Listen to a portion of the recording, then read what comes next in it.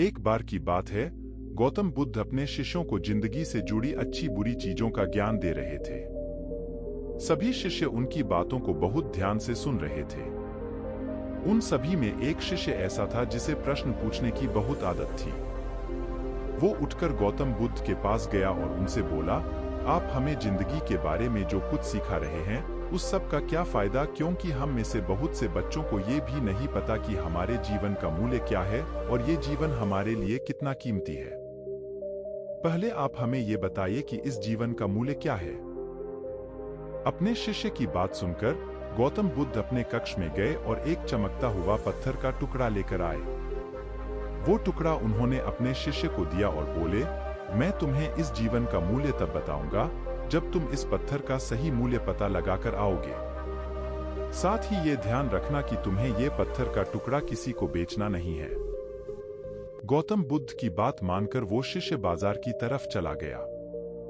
बाजार में सबसे पहले उसकी नजर एक फल बेचने वाले पर पड़ी और उसने वो पत्थर उस फल वाले को दिखाया और बोला, इस पत्थर के बदले आप मुझे कितने फल दे सकते हो?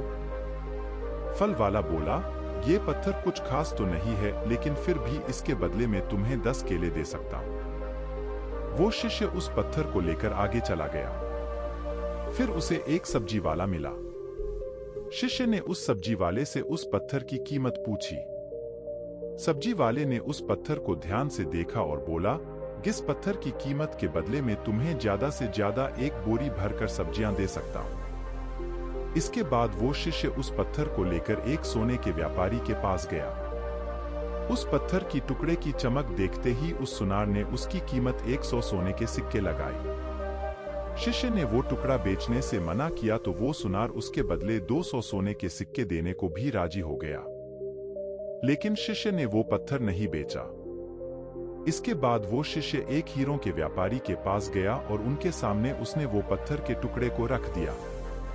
उस पत्थर को देखते ही हीरों के व्यापारी ने एक साफ कपड़ा बिछाया, उस पत्थर को उसके ऊपर रखा, फिर उसकी परिक्रमा की और हाथ जोड़कर उस पत्थर को कपड़े में लपेटते हुए वो बोला, तुम जिसे मामूली पत्थर समझकर उसकी कीमत पूछ रहे हो, असल में ये एक बेशकीमती रूबी है। ऐसा रूबी हर किसी को नहीं मिलता। मैं अगर अपना सब कुछ बेच भी दूं तो भी इसकी कीमत नहीं चुका सकता। उस व्यापारी की बातें सुनकर वो शिष्य हैरान हो गया। वो दौड़ा दौड़ा सीधा बुद्ध के पास आया और उन्हें उसने जो कुछ भी बाजार में हुआ वो सब बताया। उसकी अचरज भरी बातें सुनकर गौतम बुद्ध बोले, सवाल का जवाब इस रूबी की कीमत में ही छिपा है। हमारा जीवन भी एक रूबी है। रूबी की तरह ये भी बेशकीमती है, लेकिन हम इस बात को हमेशा नजरअंदाज करते हैं और अपने जीवन का मूल्य नहीं समझते। हम दूसरों को देखकर और उनके जैसा जीवन जीने की कोशिश में अपने जीवन की कीमत को कम कर देते हैं। हम ये सोचते हैं कि हमारी जिंदगी की कीमत वही है जो दूसरे हमें बताते हैं, लेकिन ये बात हमेशा ध्यान रखना कि सामने वाला अपनी हैसियत, बुद्धि और अपनी समझ के हिसाब से तुम्हारी कीमत लगाता है। सीख जो हमें गौतम बुद्ध की प्रेरणादायक कहानी से मिलती है, जिंदगी सिर्फ एक बार मिलती है, इसलिए इसको बर्बाद ना करें। अपनी जिंदगी को उतना ही कीमती समझें जितना कीमती आप अपने बैंक में रखे रुपयों को समझते हैं।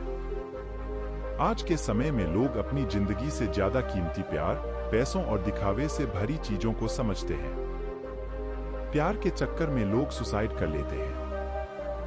पैसों के चक्कर में ऐसा काम करने लग जाते हैं जिससे उनकी जिंदगी बर्बाद हो जाती है। नाम कमाने के चक्कर में उल्टे सीधे काम करने लग जाते हैं। हमेशा याद रखें कि दिखावा करना जरूरी नहीं है। प्यार दोबारा मिल सकता है, पैसा फिर कमाया जा सकता है, लेकिन जिंदगी को फिर से पाया नहीं जा सकता। इसलिए अपनी इस बेशकीमती जिंदगी को अच्छे से जिए। हर पल का आनंद लें। कभी ये ना सोचें कि आप इस दुनिया में किसी काम के नहीं है, ना कभी ये सोचें कि आपकी जिंदगी व्यर्थ है। आपके होने या ना होने से कुछ फर्क नहीं पड़ता।